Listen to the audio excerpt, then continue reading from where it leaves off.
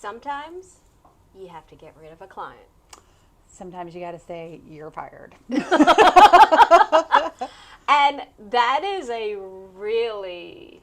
That's the fiercest of the fierce conversations right there. I mean, because you're like, I have a business. I have to get as much business as I can. I can't tell anybody no. I have to get my business going. Right, but no, not you. No. Sometimes you are going to have to fire a client and you're going to be sad about it. I'm not going to lie to you. And you may go home and have an adult beverage, but it's going to be okay. And here's the top 3. We're going to start with number 3. No show, no pay. Yes. If you are a consistent no-shower, you are not a good client. You are not committed to either being beautiful or healthy. Exactly. And if they're blocking your schedule and you've turned other people down for this no show, no pay client, eventually you're going to have that conversation with them and just let them go somewhere else where they can do that, because maybe they can find someone who also does what you do but is a little bit newer or not as busy, because we're going on the fact that you've gotten so busy now that you can't keep no show Sarah anymore, and we've got to just let her go be someone else's no show, no pay. So, and then number 2, this is a big one for me, because this is a big no-no for me. And you literally do it once and you're done. I agree. This is my trigger. This is my main thing as well. Being mean to our staff. Yeah. I mean, you might be, super nice to us. You might just think we're the best. But if you're mean to our support staff, if you're mean to our therapists, our other estheticians, anybody else in here, there's the door. There's the door. And we're going to show it to you, because you cannot bully someone's staff. That's just unacceptable. And maybe that's your personality, but it's just not going to fly in a workplace like this, where we're a smaller mom and pop, and we hear about our staff, and they're our friends too. But also, no one deserves to be verbally abused. Right.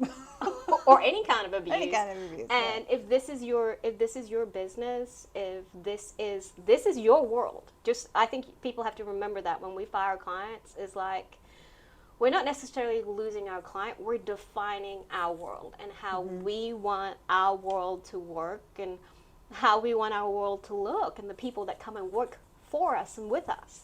And how we'll allow you to treat them and interact with them. Right. Yeah. Because, you might be mean to my staff, and then the next person that comes in, my staff might just be really upset, and they'll take it out on another client. I don't want that. It's kind of this, cascading effect, and I don't want that. No, it's not. It's not right, and it's not fair. And then the number one reason is if we can't make you happy. And that sounds silly and a little odd, and be like, why wouldn't you work harder just to make them happy? There's some people who are there's some people you cannot make happy. No.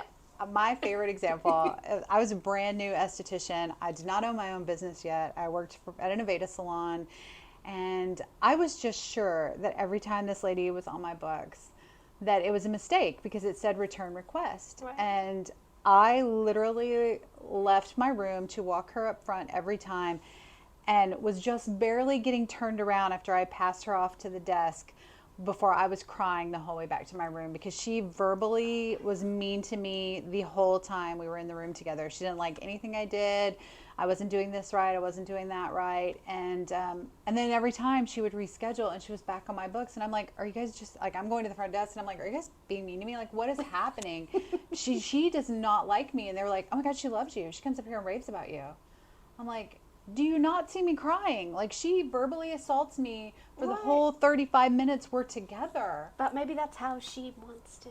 I don't know. But that's not a client that you want. No, it's not. And I finally had a conversation with the manager there, and I realized, like, she was like, you don't have to see her. I was like, I don't? Right. Like, I don't think a lot of us realize, like, when someone's, like, if you can't make someone happy, you can tell them, listen, I love you. You seem awesome, but I'm not making you happy. Every time you come in, you don't like your lashes, or you don't like your eyebrows. And clearly I'm doing a bad job. It's not you, it's me. You know, I know we'll have that whole conversation. It's not you, it's me. But we got to break up, girl. Well, and then this is the conversation we have with all our therapists when they first start working with us. They're like, if there is a client that you don't like, like who doesn't get along with you, let us know, because sometimes it's a personality fit, and you know it's just not going to work, and it's like dating. Absolutely. It's just not going to work, and not everybody's for everybody, and you just got to say goodbye sometimes. And it's okay to fire these top threes.